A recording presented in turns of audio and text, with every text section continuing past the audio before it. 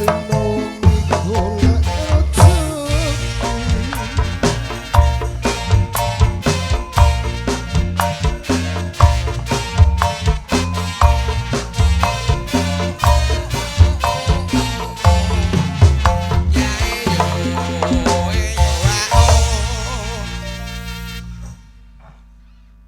Kowe nyanyi ra entuk saweran aku mlaku entuk saweran.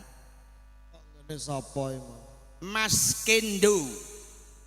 Mas Iwak Indu. Iwak Indo Mas Kendo. Mas Mas Kendo. Njaluk lagu Jaluk lagu apa? Stasiun Ngawi karo Pupuse Nelongso. Stasiun Ngawi 50, Pupuse Nelongso 50. Aku tak takon. Apa? Lagu Stasiun Ngawi iki ana piye, Pak? Ono Lagune piye jajal?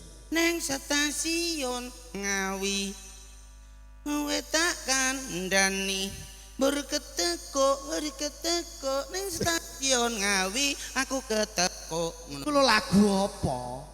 stasiun Ngawi ku lho sing anake bakul pecel iku lho. Gusti. Kok Gusti stasiun Ngawi ya Gusti. Ora ana gustine. Stasiun Ngawi stasiun Iki sambat e. sambat tok sambat ya aduh yung aduh ngono. Lah iku nek sambat tiba terus loro. Ning iki laraku beda. Lah. Loro ati perkara mikir omonganmu. Omonganku mosok penyakit. Ora kok mengandung penyakit. Iku jenenge ora Stasiun Ngawi. Lah apa? Ning lagune judule Madiun Ngawi. Lah dak leren ning stasiun sik acung. Engko lagi nutukno ning Medion. Yo Pak, bener kowe Pak timbangane wong edan. Kowe kok terus diwangi kewan. Dene kowe. Ketok nek mangap ombo kok langsung nyemplung iki kewan apa? Nah kuwi akibate perkara Stasiun Ngawi terus karo Pupuse Nelongso. Oh, jalukane lagu kuwi. Apa iki saktenane? Kowe iso lagu iki. Lah wong urung digawe aku wis apal kok. Klebok empak Pak lagu rung digawe kok kowe wis apal iki lho. Sing ngarang ki sapa sam? Lagu Pupuse Nelongso Iku sing ngarang sapa? lho. Elah. Di ngerti kowe Pak. Lho, aku takok. Sing ngarang sapa? Dalah, dadi kowe iki takon. Padha gak roe. Lah kuwi mau nyatane iso. Jajal baleni. Pertamane viral. Rale. Pupuse Nelongso. Apa iki saktenane takdirku sing jawabke sliramu beda ati beda lambe tali kotang iki tak simpen ning jero ati tali kotang. Hop. Aja terusno, Pak. Nek ra diterusno nggo heman le taline kotange sapa iku kentul-kentul. Cara wong-wong guyu iki mesti pemikirane padha karo aku. Iki kleru iki. Lah aku ora nyanyi iku wong iku ngemiki. Alah wong ngemi ya mbok sawang. Lem nyanyi iki lho benerno sik. Tak nyanyi nek ra tak ngono. Lagune iki mah judule apa? Pupuse Nelongso. Masa Pupuse Nelongso kok teko tali kotang. Ya perkara tali kotang terus nelangsane dipupus iku mau. Tali iki saktenane takdirku sing jawabke sliramu beda ati beda lambe. Iki bener Pupuse Nelongso. Tali kotang. Lah iki lho sing kleru. Sing bener piye? Sing Dijali. bener iki ngene lho, Pak. Jajal. Bener kowe ku nek isini-sini aku. Lah aku gak iso nyanyi aku. Mulane go lagu kuwi dirungokne sing tenan nek nyanyi ben ra kleru. Lagu Pupuse Nelongso kok teko tali kotang. Lah aku suaraku apik ora tau dienggo nyanyi. Suaraku apik ku nek dienggo adan. Wih. Lho berarti kowe kulino adan, Pak. Kurang tahu. Jarem suara apik nggo adan. Mulane aku angger apik adan Pak Desendor suaramu ki apik nek dienggo adan, luwih apik nek kowe gak adan ngono. Dadi Aku ndak suara paham. melek. Ngene lho Pak lagune sing bener iku Pupuse Nelongso. Ya. Apa iki sak tenane? Apa terok aku?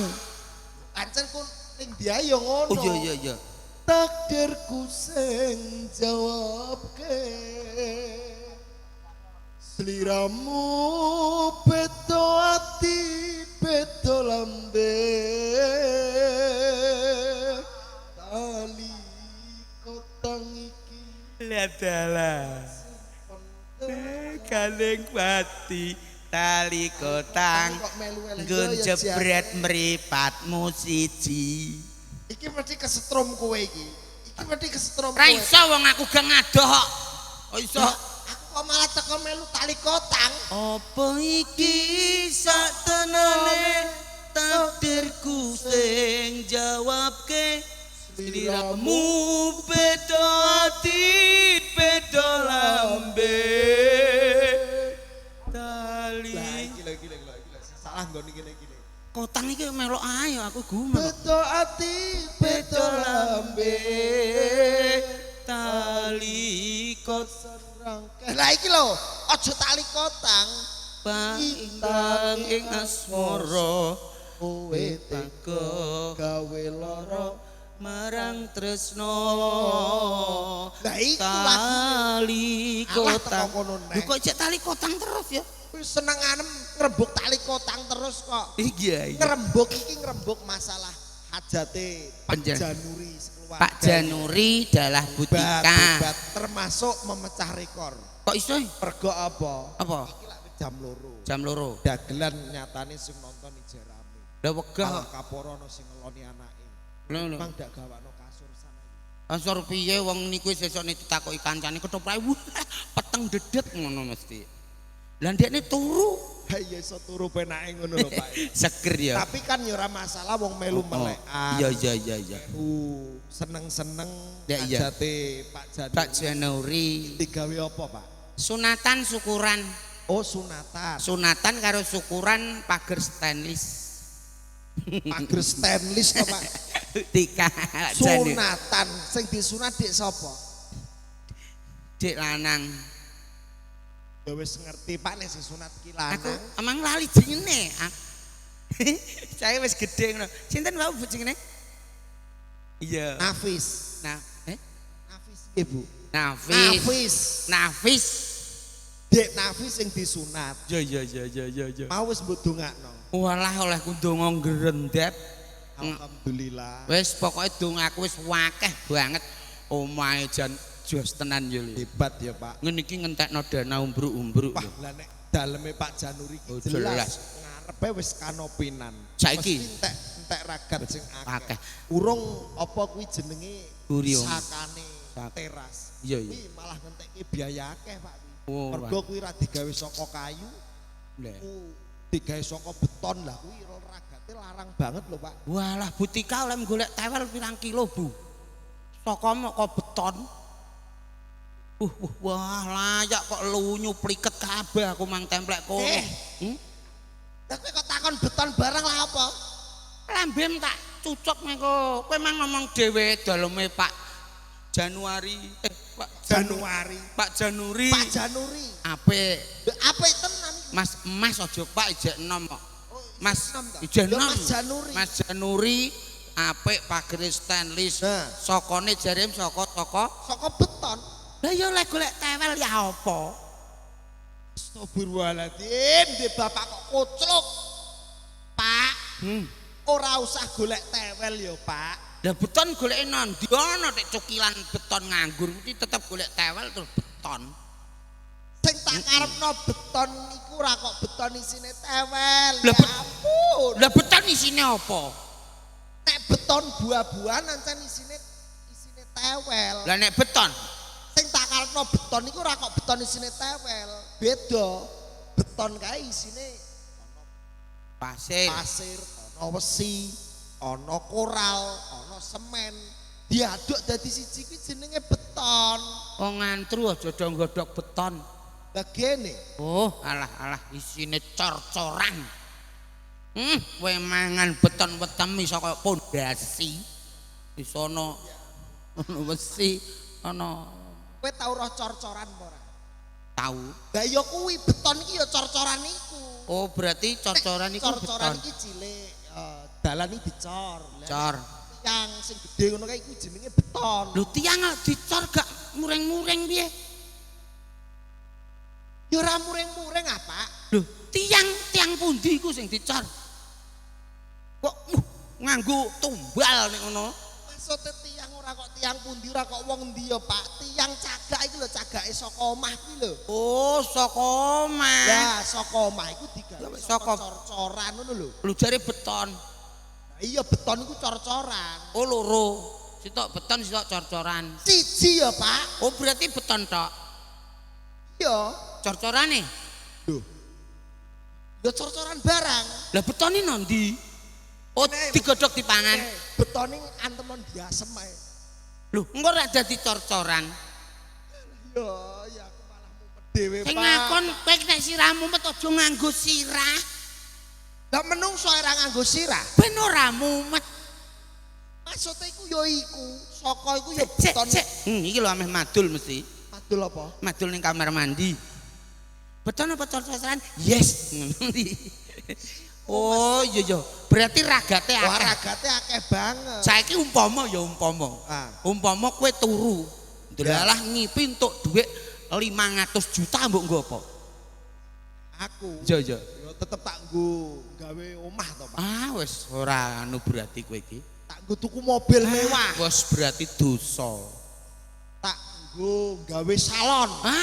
Alah wis dosa nek aku ngarani Aku tuku sawah. malah lebih berdosa. Kowe kok ora. Lho Lah saiki iya. aku tak genteni sing takon. Heeh. Umpama kowe ngipi Entuk dhuwit tok dhuwit 500 500 juta. Iya. Nek kowe mbok nggo apa? 250 tak dum-dumno wong antru, 250 tak dumno ning masjid andek fakir miskin. Apik iku. Apik iku. Iya.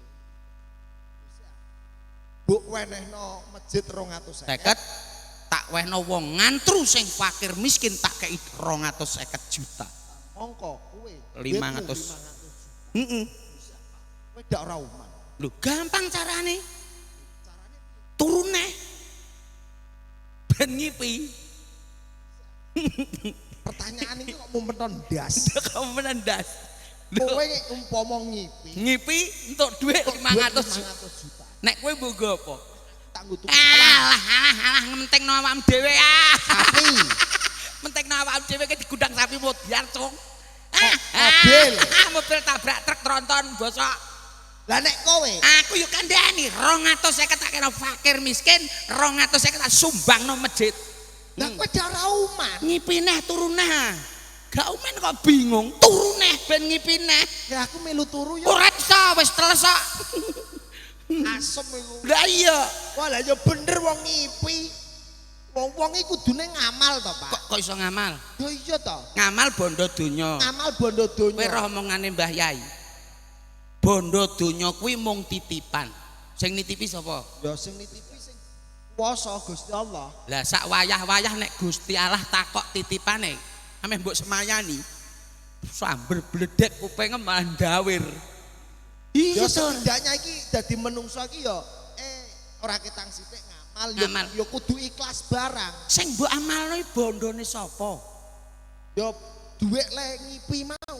Ora iso ngipi wis entek aku urung ngipi neh. Ya maksud iki setidaknya iki dadi menungso ya kudu ikhlas. Oh iya ya. Ya toh. Kaya panjenengane. Panjenenganipun Pak Januri. Heeh. Ikhlas kelangan duit Duit. demi nyeneng-nyenengno keluargane, anake, ya tangga-tanggane. Ya. Lah ngene iki lak wis entuk ganjaran sing melimpah. Alhamdulillah. Jadi kudu ikhlas. Lah saiki ngomong-ngomong masalah ikhlas. Ikhlas. Kowe ikhlas dadi menungso. Lho, ikhlas wong sak donya sing paling ikhlas iki aku tok. Tenan Lho aku entuk ijazah ikhlas sak karisidenan pati. kebo sapi sing digugu Keloane menungso. entute. Omongane. Lah pas omong banter entute ndak omong. Berarti kowe wong ikhlas. Ikhlas. Ikhlas aku tak takon. Tak jawab Dina Jumat dina Jumat. mesti kowe lak nglakoni salat Jumat. Lho iya no jelas aku Jumatan angger dina. Dina ya. Angger dina Jumat maksudnya. Iya, aja angger dina lho. Gak. Berarti setiap dina Jumat Jumat. Jumatan. Jumatan nek gak eling. Kowe arep budal Jumatan, Yo, kowe lak ngomong wong ikhlas. ikhlas. Delalah sapim ucul mangan tandurane tanggamu. Kowe piye jajal? Yo balik sik. Kowe ra sida ngibadah. Ngono kok wong ikhlas. Yo ngibadah terus. Kowe diamuk tanggamu wong sapimu mangan tandurane tanggamu. Berarti kowe ra wong ikhlas. Yo sapiku tajak salat. Ora ana sapi kok dijak salat. Tak kon ngimami. Gak enek. Berarti kowe ora wong ikhlas. Lah kowe yo padha ae. Lho nek aku jelas wong ikhlas no, Pak. Alah kok iso. Iso no. Saiki tak genti tak takoki. Oke. Kowe nek wong ikhlas tenan. Oke. Umpama kowe wis dina Jumat Ya. terus ning gereja. Kok ning gereja. Dina Jumat kok ning gereja. Liwat Nek wong maksudnya. Islam ya ning masjid. Lah yo maksudnya masjidnya liwat gereja ngono. Unyu. Neng gereja kok neng gereja neng masjid Delalah sapi mangan tandurane tanggam kowe terus piye aku ya lanjut dipetungi sapi mboko cung aku lanjut lu Jumatan dosa sapi mutiar ngentekno kowe diremuk nek bar Jumatan modal dalah lho kok daleku lah sing duwe sapi lho sapa lah sapi pegang duwe aku ki ganti sapi kok duwe wong aku ganti sapi ben bapak mangan tandurane tanggane ya ben sing penting aku sholat Jumat wong ikhlas semane aku mang tiwas duwe sapi saiki umpama kowe wis gak duwe sapi ya delalah mulih omam kobong terus piye mongko kowe lagi entuk sak rakaat kowe mroke omam kobong mah kobong aku ya tetep batal soalnya rumahku itu adalah surga batal Uman wis kobong separuh kowe salat entuk serkat separuh batal. Lho nek ngono lanjut salat ae. Dosa kowe sing ning omah mati kobong. Bang cik kowe genti tak wales kowe. Saiki aku genten takon. Tak takok jawab. Lah kowe salat Jumat. Omahmu kobong. Tangi no aku no. Loh kok tangi? Lah aku ngipi kok. Ngipi? Iya. Pak, ngono ku besokne ngipine mbok didhisikno. Sik tak takok. Turu karo ngipi sik endi? Sik turu. Lah aku turu ae urung kok ngipi mbok kon dhisikno. Gak turu sik lagi ngipi ya. Walah ancen angel ngomong karo kowe iki. Lah timbang sapi kok ora duwe ngono ku duwe aku ndara. Maksudnya iki keikhlasan itu penting. Oh iya. Umpama sedekah kanthi linambaran ati sing ikhlas insyaallah ya rezekine saya tambah. Sak wong telu. Kowe aku mogol. Ya. Sing paling ikhlas iki mogol. Kok iso sing paling ikhlas mogol? Jajari nek gak percaya. Buktine apa? Akeh. Buktine diingi ana wong ngeterno bocah sekolah. Montor ning ngarep omahe coklek. Langsung mogol metu. Wonten apa, Dik? Niki, Pak, montore kula coklek aja ngeterno kacung sekolah. Pak mogol, pun mboten usah diurusi, mendhet montor teng omah. Mogol. Bat tenan asli ora vokal wong ketua sukses corak laris. Lho iya. Dadi ana bocah njaluk sepeda langsung montore dikon buak tukokno sepeda motor ning omah kan umbruk-umbruk montore. Ngene iku jadi kei BPKB STNK kon ngepek. Wong bijaksana tenan. Mulane wong lanang iku mang ndonga mogol ora mesti sukses mergo dongane wong iku mau.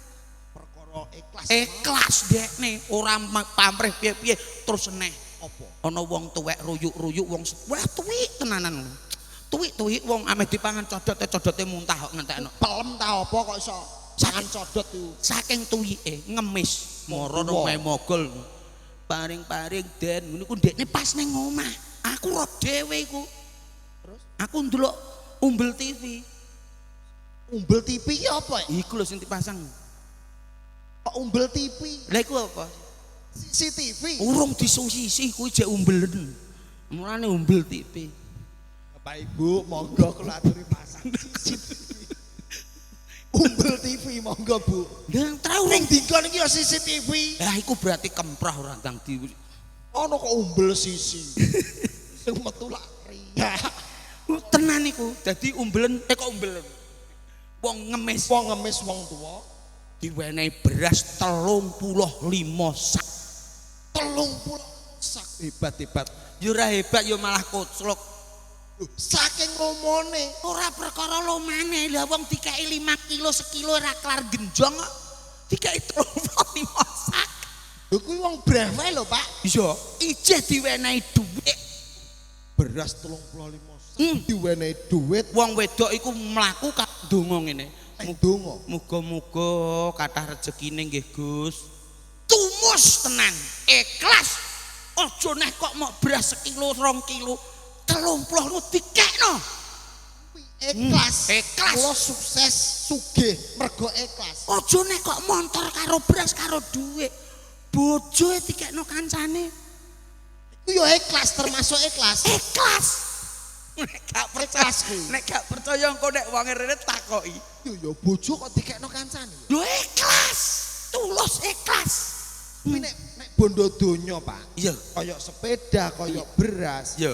Diwehno wong Ngamal. gak apa-apa. Ikhlas kok. Ning nek bojo iki jarene kan garwa kuwi sigaraning jiwa. Ah, wis kuno. Sedumuk bathuk senyari bumi. Gedene digonjak. Apa sebunuk bawuk piye? Sebunuk bawuk piye Mang omongan? Sedumuk bathuk Oh, senyari bumi. Kae lho nene kae lho. Cilik digonjak gedene jiwit cilike direwangi pecahing tata wutaing getere lidira, pecahing boto, lho kok pecahing boto. pecahing Ya wis kuwi lho. pecahing Bojo iki nek dijaluk wong kudune lak ya aja oleh to. lho nyatane ikhlas kok. Mulane menungso urip ning donya sing ikhlas iki mok Pak Mogol tok. Berarti saking ikhlase. Bojone dikekno wong. Beng rawuh. Rawuh ya wis ndek mang ngomongan karo kowe nok cuk. Pun ndek wau. Heh? Aku karo kowe gremeng ngono aku mbok anggap iblis ta apa? Wis omongan jagongan geger. Ngomong karo kowe lho sapa kepedean. Lah kowe omongan karo sapa? Mboten ngertos nek jenengan penting. Oh, kowe berarti bloloken.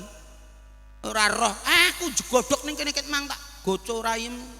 Monggo tiyang ikhlas. Wah, lagek iki aku mbok darani mbok basani monggo tiyang ikhlas. Sing paling iki mogol kok aku lah apa? Aku ora ngomong karo kowe. Ngomong karo sapa? Tumindak panjenengan ingkang kados ngaten perlu damel panutan. Pancen wis tak kikipi. Ket mbiyen opo sing dijaluk wong bakal wenehno cuk. Pun sadirun. Wong aku ki alhamdulillah sedaya kala wau dikane. Lho kowe lek kowe ket wangi wis karo aku kok iso monggo Pak yang pendir. Trai Kok umbel sisi. kakan cangkem asline. Wong wis mogol iki lho menungso sing paling ikhlas iki wong mogol tok. Lah mulane iki lho. Oh, anake Ibnu Syaitani Rajim. Ora omong wong. Lah kowe iki lho urung ngerti iki sapa rangkul nganggur. Lah alah Mas dalem mriki. Pok kowe yo syukur. lagune Mas nganu wau sunane pupuse nelongso karo anu Bos Madiun Ngawi Mbok lagu. Mas Kebuk Ikhlas. wis ikhlas iku lagu iku tok lah loro tok ya Bos ya mang aku ya wis njaluk Bojo mang lho piye bojo mang? bojo loro wis gak oleh saiki lagune digenti ya Bos ya settingan Gol mau lho. Petak. Bojone mau piye? ih petak batok kae botol wis lali-lali lho Aku ki terus ngomonganmu lho. nerusno iku ya wis nek wis dikaspal ya ora usah diterusno ame bapakno neh Apa leres sampean ikhlas? lah. Kaju, kowe sempretan biteng ta ora leh? Apa leres sampean ikhlas bojone ngendikane Aku ngomong ki. umbel sisi. Ih, bocah edan. Mriki Mas. Syukur. Syutingnya RHS ya, Bos. Itu lho. RHS Production. Make in Jaman dan Jamin. Nah, Mas, pangap. ajeng teng putih Mas. Niki lho Bos, takoki Bos. Pangapunten. Nggih, Mbak Tika. Pak Mogol minta maaf Pak Tika. Halo. Anang kiting-kiting. Apa leres? Kayak dek mantul jenengan ada. ikhlas. Kowe meneng tak pateni bosok kengko. Iso meneng cara. Mboten. Sampeyan dik mau mlebu rono, Bos. Dereng. Urung. Dereng. Nek jenengan pun adus. Pun adus mriku malah nganggo cemong cet aku, Bos, mana, Bos. Nggih, sampean nak ganteng. Rebodingan saya iku tak pecel kok, Bos. Sesuk omam tak pelno ya, Bos. Bos kowe nek sarapan jam piro? Engko tak masakno go pecel, Bos. Winuk lho. Soto piye soto? Ya, ya. Mboten. Mosok wong omahe kula niku mung apa kok lemah kok ajeng sampean pel. Nah, aku roh keramike ning lawang tok sitok iku. Engko tak pele, Bos. Ya, engko sapim tak ritno cah iku gak ndek sapi lho, Bos. Sapiku dumbar mangan santanduran. Padha. Jenengan Ketak idoni rayem lho. Kowe gak roh ndelok umbel TV ku lho. Bocah kok iso ya, Bos ya. Alah wong kok segering ngene. Bojom jare jek 6, Bos. Mboten. Mboten. Bojone kula Cah musik atek do matane ya, Bos. kula niku tiyang wong anu paling ikhlas. Nggih, Bos. Niku wau lho. Lho, sone iki sone jenengan tak akeh ya, Bos ya. Ya Allah, son apike ngene kon. Alah tak idoni moncrot tenan kengko lho. Kowe menang apa ora tak dondomi lambem. Pengen ngomong aku yo kancane kok. Mboten Mas Anura Asrokim pangapunten. Tesih kerasan derek Wahyu Manggala. Nggih tesih kerasa. Aku yo kerasan Bos ledeke ayu-ayu, Bos. Aku sing paling gedhe kok musike tok, Bos. Musik iki wis anu. Tukang syuting ganteng-ganteng jaman mbek jamin iku, Bos. RHS Production, Jas Bos, WM Audio. Leting. Bos iku kelerem saiki mbok genti Garuda ya, Bos. Ya, apik ya. Kelire anyar kok, Cah. Kelire anyar ya, Bos. Kula tak omong kali Mas Rokim. Iya, Bos. Bos lampu mekan sing kene. Mekan papat, Bos. Ciro lupat. Saged meneng mboten? Nggih, Bos. Aku tak meneng ya, Bos. Oh, mama tak dos suwek-suwek ngene gene. Biasane niku nek nderek tiang contoh Nggih. kados Mas Januri niki kan anak buahe kathah. Biasane niku anak buah niku setya tuhu kalih juragane napa mboten? Kata-kata iki setya tuhu. Yo ndelok-ndelok ah, Bos, Bos. Ndelok-ndelok ah. Kula tak omongan kalih putrane panjenengan. Umbel sisi, kowe meneng ose. Aku ndonga. Tanggung jawabe anak buah kalian bos niku kedahipun pripun? Iki nek ngecor ndek apan dalan iki? Iki nek ngecor ada iji halus ya, suwi lho padahal ya, Bos ya. Mang tembok kono ya buan kok lho ana. Contoh kaya panjenenganipun dulur Kaline banjir, Bu, ndek mang ana kempul-kempul ngono tak kira wong jebule pempes e. Gawehane sing bertanggung jawab kados nderekke Mas Januri niku kedahipun pripun? Siji tanggung jawabe gedhe. Tanggung jawab Kang angka loro tetep nyimpen wadine juragan. juragan leres Bos, engko nek mulai do nyuloh kudu disimpen. do nyuloh welut, Bos. Ya. Padi niku kedah disimpen leres. Lah nggih. Jarene kaenakan gelem nyimpen wadine juragan niku padha karo ngamal sing luwih gedhe. Leres saestu. Neng nek umpama ana anak buah sing seneng mirang-mirangke juragan niku saene dinapakke, Mas. Didulang beton tewel. Oh. Kok sak trek. Cah goblok. Ya dikei hadiah, Bos. Iya no. Saiki wong bose mok siji terus dipirang-pirangno ya. Berarti kan diakeh-akehno. Dukung kula. Sampean lara untu napa mboten? Wong kok kaya sampean, Mas. Sampean kok kaya uang lah, Bos. Bos. Jane kula niku nggih sayang lho kalih panjenengan. Adik ora mbok rabi, kowe malah rabi liya. Lah nek upamane panjenengan wedok ngoten apa payu omah-omah? Tampah tak iringno, Bos. Maksude Ora payu omah-omah ya tak mendringno. ya Bubur ikan lele. apa kuwi? Siapa yang mau, Le? Mbok omong niku aja waton omong ning omong ki kudu nganggo wewaton. Contone pripun, Bos? Ngarani aku jarene wong ikhlas. Sampeyan ikhlas napa mboten? Sing ikhlas. bab napa? Samu barang, Bos. Contone. Kaya wingi Nggih. wonten tiyang ajeng ngeterke anake. Sik Bos loru e. Jebule loru ndas. Contone napa? Kados wingi nika ana wong ngeterke bocah arep sekolah. Delalah pas teng ngarep griyane jenengan montore poklek pedhot garapune. Kok isih kelingan? Eling Bos wong sing nemok dompete aku. Oh. Jeglek terus sampean metu. Wonten apa, Pak? Niki le Pak ajeng ngeterke anak lanang sekolah. Kedadak niki garpune motor kula poklek.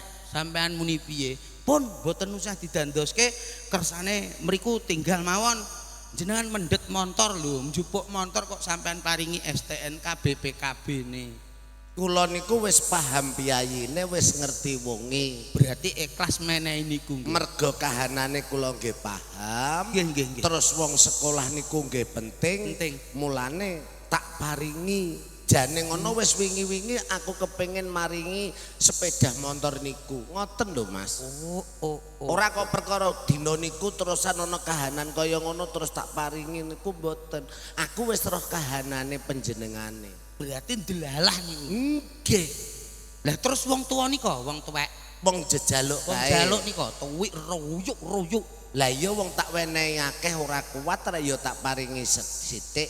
Jarene nek wong ngamal kae akeh ora iso ditampa yen to ora ikhlas, luwih apik sithik yen ikhlas insyaallah barokai awake dhewe. Ya Bos aku.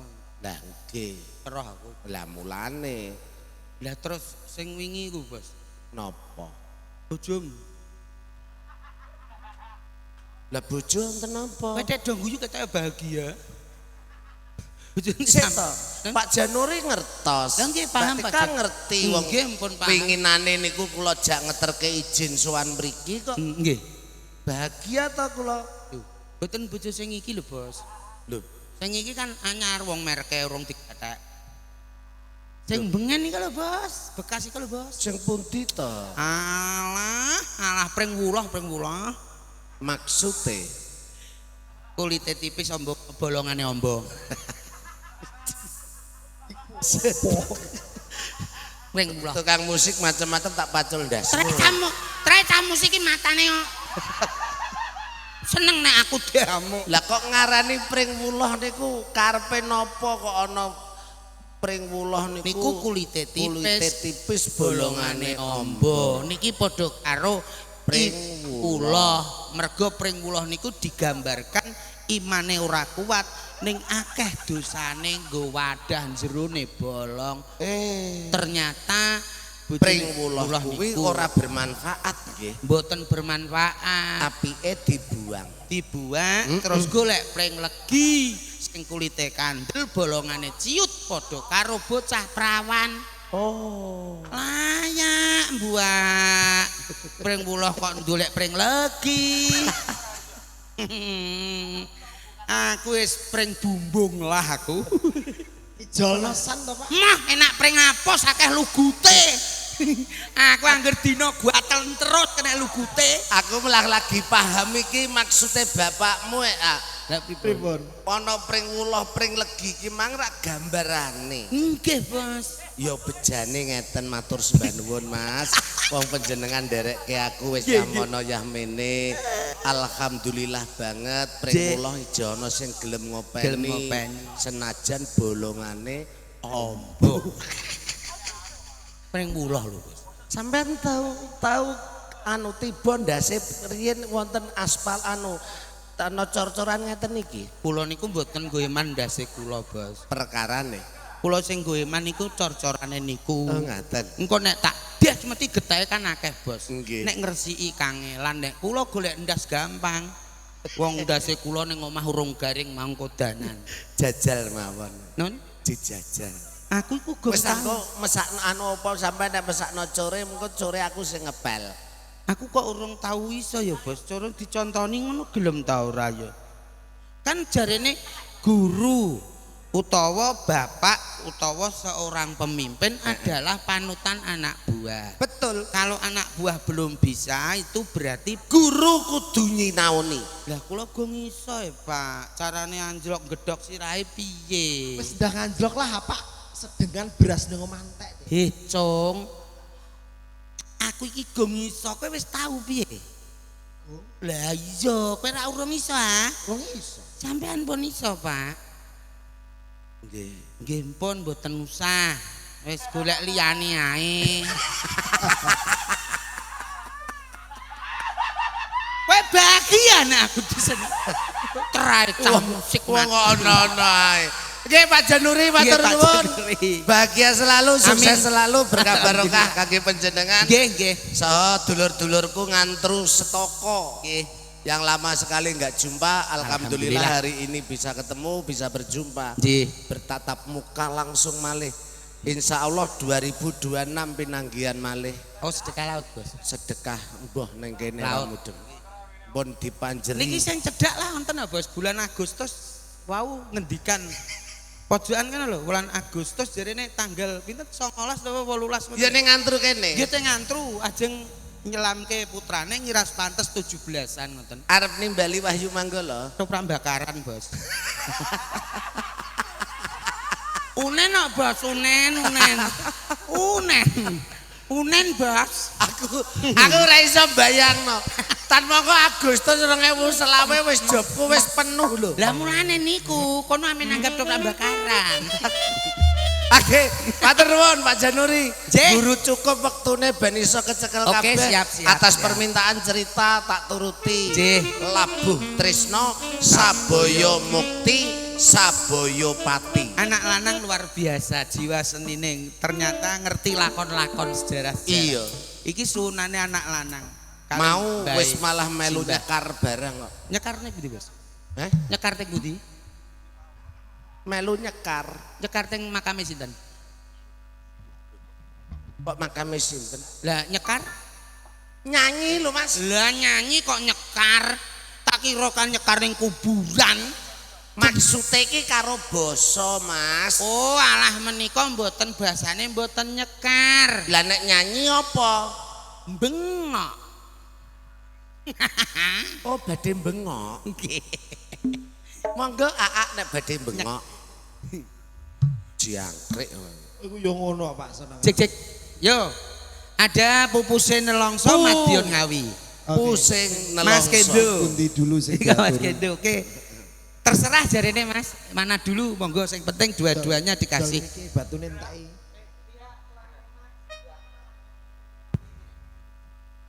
Batune entek kan ganti sik. Danuri.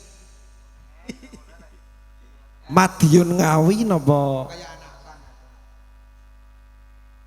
Sing Madiun Ngawi apa pupusing nelongso? Terserah sing Nek penting pupusin dua-duanya. langsung kan duet. Duet nanti dikasih sama cewek. Oh ngoten. Nggih. Nggih monggo. Iki apa? Monggo, Mbak.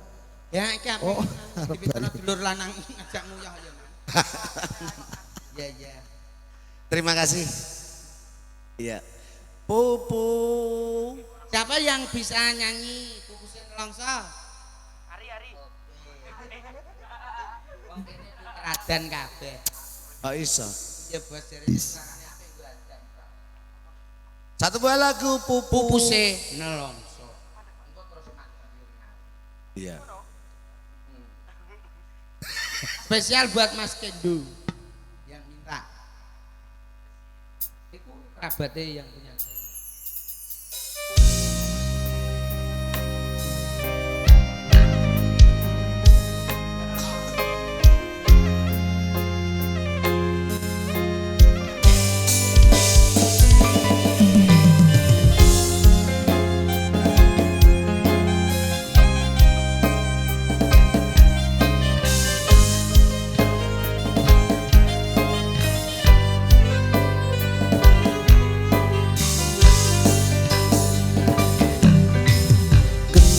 Ngopo sifatmu saiki wis beda kowe ninggalke aku mentengke wong liya apa rasa tresnamu saiki wis serna kaya lumut ing pinggir segara.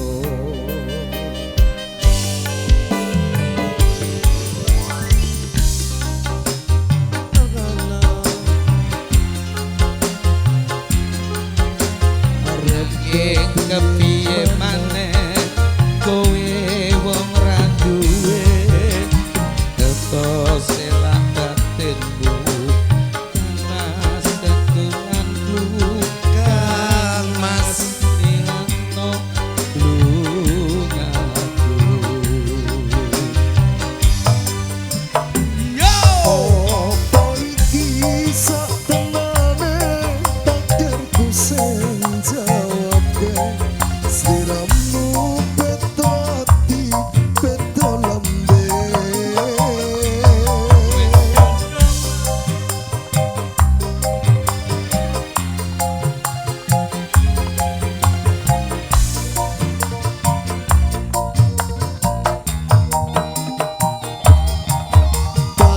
Paribasan grangka lintang ing angkasa kowe teko gawe loro marang tresno.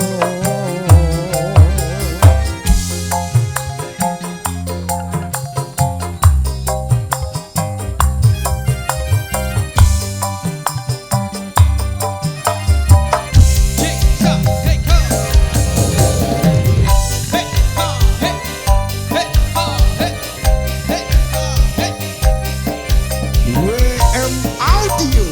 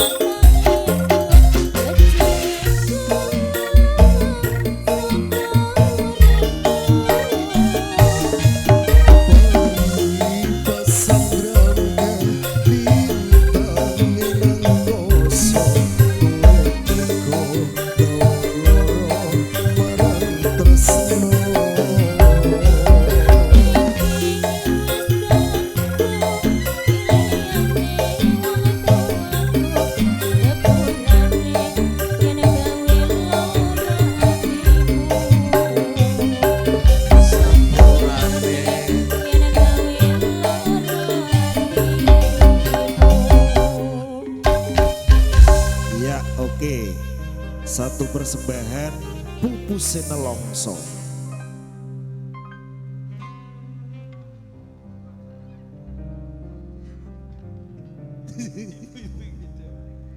Langsung yuk Madiun Ngawi. Lakone ben iso tuntus monggo yuk. Madiun Ngawi. Madiun Ngawi. Aku lho ning terminal. Lah kok mbok tinggal. Mas Gendong. Lah ning ndi ya iki?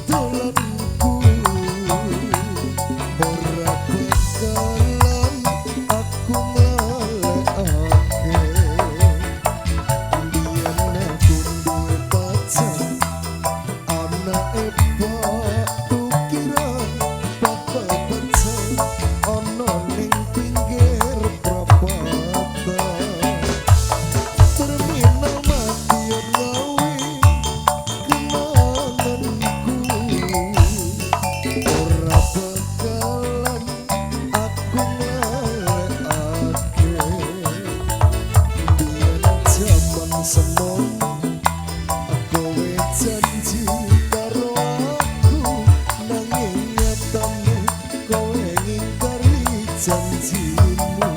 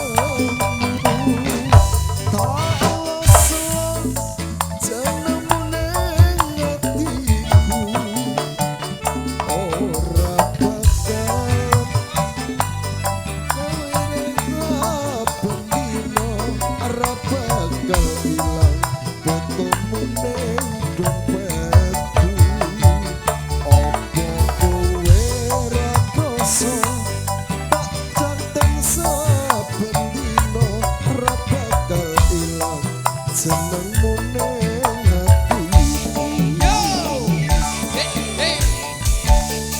RHS Production.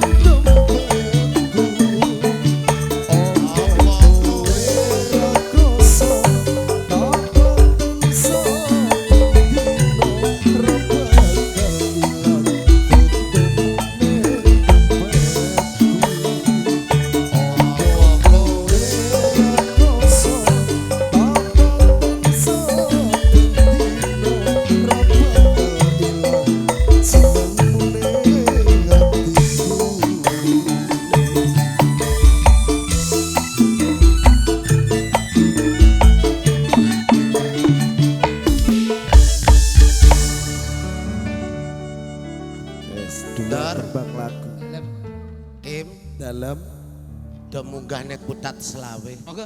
Nek menawa ana tamu.